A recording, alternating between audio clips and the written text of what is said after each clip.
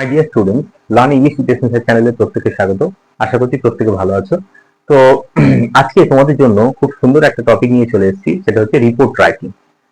তোমরা অনেক ক্ষেত্রেই বলো বা আমার অনেক স্টুডেন্টই বলে যে স্যার আপনি রাইটিং এর উপরে কিছু ভিডিও বানানোর চেষ্টা করবেন, বা আমাদের একটু রাইটিং রাইটিং স্কিলের সমস্যা হয়, রাইটিং এর ক্ষেত্রে একটু ভালো ভিডিও বানালে ভালো হয়।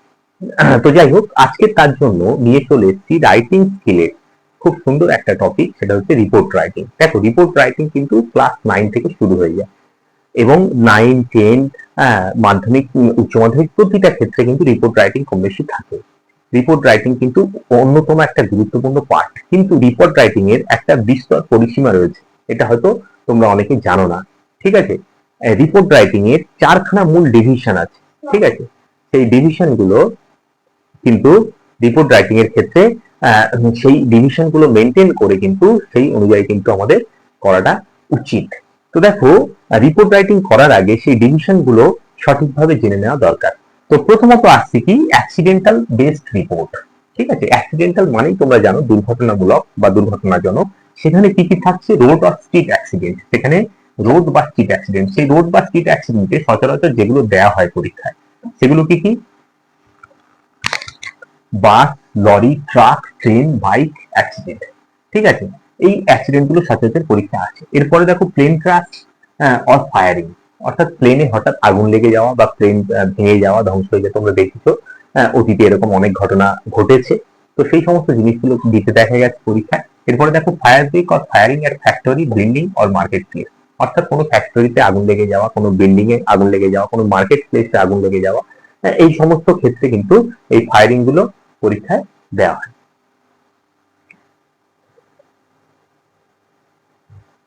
ফায়ারিং গুলো পরীক্ষায় দেওয়া হয়। এরপরে আসছি বোট ক্যাপসাইজিং, অর্থাৎ নৌকা ডুবি। হ্যাঁ, নৌকা ডুবি বা জাহাজ ডুবি এগুলো কিন্তু থাকে অনেক সময়। হ্যাঁ, বুম ব্লাস্টিং, বোম ব্লাস্টিং। এবার দেখো, রিপোর্ট রাইটিং এর ক্ষেত্রে কিছু বেসিক জিনিস সেটা তোমাদের জানা দরকার। উপরে কিন্তু একটা টাইটেল লিখছে, একটা সুন্দর আকর্ষণীয় অ্যাট্রাকটিভ টাইটেল হবে। একটা জিনিস মাথায় রাখতে হবে, রিপোর্ট মানে প্রতিবেদন। এই প্রতিবেদন আমরা মূলত কোথায় পাই? আমরা কোনো সংবাদপত্রে পেয়ে থাকি। হ্যাঁ, বিভিন্ন ধরনের সংবাদপত্র, আনন্দবাজার, বর্তমান। তো সেই প্রতিবেদনে প্রতিবেদক, অর্থাৎ যিনি রিপোর্টার, তিনি যখন প্রতিবেদন লিখছেন, তিনি দর্শক যারা রিডার, তাদের আকর্ষণীয় করার জন্য তারা খুব সুন্দর সুন্দর লাইন ব্যবহার করার চেষ্টা করে আর কি। সেরকমই সেই বিষয়টা মাথায় রেখে আমাদেরও কিন্তু সুন্দর সুন্দর আকর্ষণীয় কিছু টাইটেল ব্যবহার করার চেষ্টা করতে হবে, যাতে করে যেন রিডার্সরা সেটা পড়ার মানে এখানে রিডার্সরা বলতে কি, এখানে টিচার অবশ্যই যিনি খাতা দেখছেন, তিনি কিন্তু সেই লাইনটা দেখে কিন্তু তিনি খুশি হয়ে কিন্তু মার্কস দেওয়ার একটা প্রবণতা থাকে। যাই হোক, তো সেরকম রোড অর স্ট্রিট অ্যাক্সিডেন্ট ক্ষেত্রে আমরা ইউজ করতে পারি সিরিয়াস রোড অ্যাক্সিডেন্ট বা ট্রিমেন্ডাস, সিরিয়াস, আর টেরিফিক। ঠিক আছে, এগুলো ব্যবহার করতে পারি। বেশ কিছু পার্টিকুলার অ্যাডজেক্টিভ কিন্তু অ্যাক্সিডেন্টাল রিপোর্টের ক্ষেত্রে টাইটেল হিসেবে ব্যবহার করা যেতে পারে। সেক্ষেত্রে আমরা সিরিয়াস দিতে পারি, ট্রিমেন্ডাস দিতে পারি, টেরিফিক দিতে পারি। এই জিনিসগুলো ব্যবহার করতে পারি, অ্যাডজেক্টিভ গুলো। হ্যাঁ, তো বোম ব্লাস্টিং ও থাকে। তাহলে সেক্ষেত্রে আমরা কি করব? রিপোর্ট রাইটিং এর ক্ষেত্রে প্রথমে আমরা টাইটেল লিখছি, একটা টাইটেল। তার ঠিক ডান দিকে নিচে আমরা কি লিখছি? বাই এ স্টাফ রিপোর্টার, আর বাই এ স্টাফ রিপোর্টার। হ্যাঁ, আর একদম বাঁ দিক থেকে আমরা লিখবো 11 জুন, অর্থাৎ তারিখ দেবো। হ্যাঁ, আজকে ধরো যে তারিখটা সেটা দিলাম, দিয়ে কমা দিয়ে কলকাতা এটা দেবো। মানে কলকাতা বলতে এখানে প্লেস দিলাম একটা। ঠিক আছে, মোট কথা যে জায়গা নিয়ে তোমরা রিপোর্ট রাইটিং লিখছো, যে জায়গা দুর্ঘটনা নিয়ে লিখছো, সেই প্লেসটা কিন্তু অবশ্যই তোমাদের এখানে দিতে হবে। সেটা আমরা হিন্টে পেয়ে থাকি।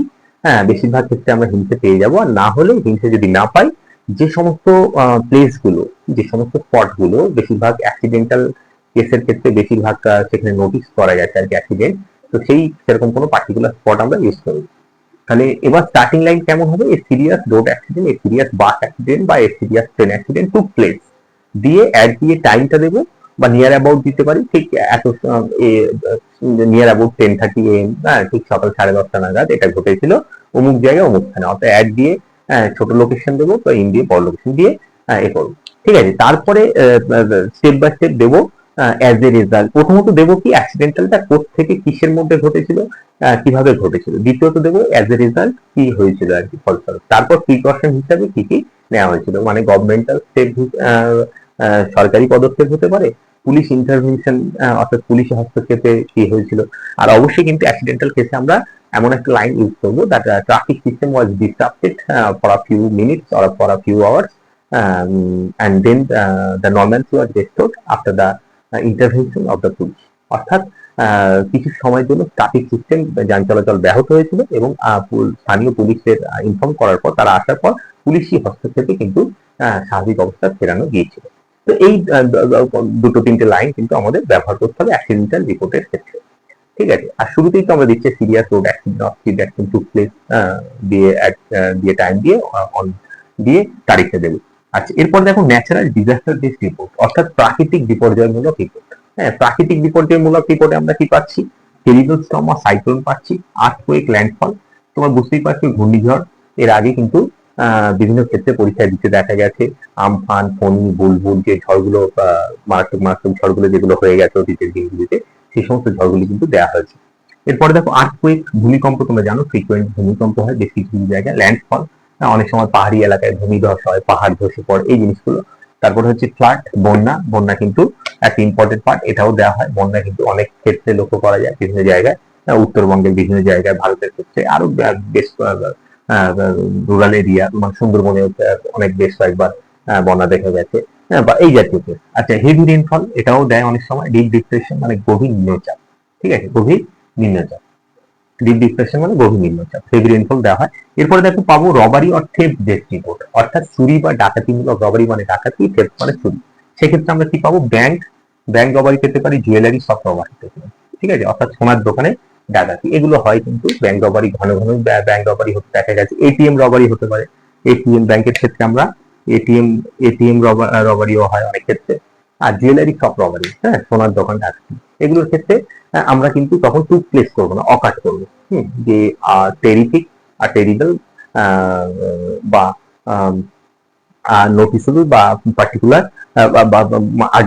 আর ডেঞ্জারাস আর স্ট্রেঞ্জ, হ্যাঁ, রবারি টুক প্লেসটা না দিয়ে তখন অকাট করবো। অকার্ড দিয়ে সব অ্যাড দিয়ে সবটা দিয়ে দেবো কোথায়, ছোট লোকেশন, বড় লোকেশন, সেগুলো আমরা ব্যবহার করবো, সিচুয়েশন ইউজ করবো। ঠিক আছে। আচ্ছা, সেক্ষেত্রে আমরা টু প্লেস না করে অকার্ড ইউজ করতে পারি। অকার্ড, ও CCUR অকার্ড। ঠিক আছে, অর্থাৎ ঘটেছিল। আচ্ছা, এরপরে দেখো কি পাচ্ছি। এরপরে দেখো ম্যাগাজিন বেসড রিপোর্ট পাচ্ছি। হ্যাঁ, রবারি অর থেফট বেসড রিপোর্টে sudden theft of the house, অনেক সময় বাড়ির চুরি হতে পারে, সেটাও কিন্তু দেয় পরীক্ষা। এরপর দেখো ম্যাগাজিন বেসড ডেসক্রিপশনাল রিপোর্ট, সেক্ষেত্রে কি পাবো? হ্যাঁ, দেখো ম্যাগাজিন বেসড বা ডেসক্রিপশনাল রিপোর্ট। ডেসক্রিপশনাল রিপোর্টও কিন্তু অনেক সময় পরীক্ষায় দিতে দেখা গেছে। সেক্ষেত্রে দেখো স্পেশাল ডে সেলিব্রেশন, স্কুলে কলেজে বিভিন্ন প্রতিষ্ঠানে কিন্তু স্পেশাল ডে সেলিব্রেশন হয়, যেমন হচ্ছে independence day, Republic day, teachers day, এই দিনগুলো যে সেলিব্রেশন হয় সেই নিয়ে রিপোর্ট হতে পারে। গ্রেট ফেস্টিভ্যাল আর ওকেশন সেলিব্রেশন, অর্থাৎ সরস্বতী পূজা, দুর্গা পূজা, হ্যাঁ, লক্ষ্মী পূজা বা এই জাতীয় বিভিন্ন পূজা আয়োজনের ক্ষেত্রে, সেক্ষেত্রে কোনো বর্ণনামূলক রিপোর্ট হতে পারে। এরপরে দেখো blood donation camp, tree plantation programme, বিভিন্ন ধরনের এই ধরনের প্রোগ্রাম বা ক্যাম্পগুলো যেগুলো আয়োজিত হয় স্কুল, ক্লাবে, হ্যাঁ, সেগুলো নিয়ে হতে পারে। আর space travel, sports related information, অথবা স্পেস ট্রাভেল যেগুলো চন্দ্রযান 2, চন্দ্রযান 3, এই যে স্পেস ট্রাভেলিং গুলো হয়, যে মহাকাশ যানের যে এটা আর কি অভিযান, স্পেস এক্সপিডিশন, তো সেই নিয়ে অনেক ক্ষেত্রে দেওয়া হয়। বা স্পোর্টস ইনফরমেশন, অর্থাৎ স্পোর্টস রিলেটেড রিসেন্ট দেখা গেল IPL, T20 ওয়ার্ল্ড কাপ, ঠিক আছে, one day cricket match, football world cup, এই যে জিনিসগুলো কিন্তু সে নিয়েও কিন্তু অনেক ক্ষেত্রে দিতে দেখা যাচ্ছে। তো সেক্ষেত্রে অবশ্যই আমরা ডেসক্রিপটিভ সিস্টেম মেনে কিন্তু রিপোর্ট রাইটিং গুলো লিখবো, লিখে আসলে কিন্তু পরীক্ষাটা ভালো মার্কস হবে। একটা জিনিস মাথায় রাখতে হবে, ডেসক্রিপশন আর রিপোর্টের ক্ষেত্রে সেটা কিন্তু অনেকটা প্যারাগ্রাফ বেসড, এবং সেটা অবশ্যই সিম্পল প্রেজেন্ট টেন্সে ব্যবহার করতে হবে, বা পাস্টে আমরা ব্যবহার করতে পারি।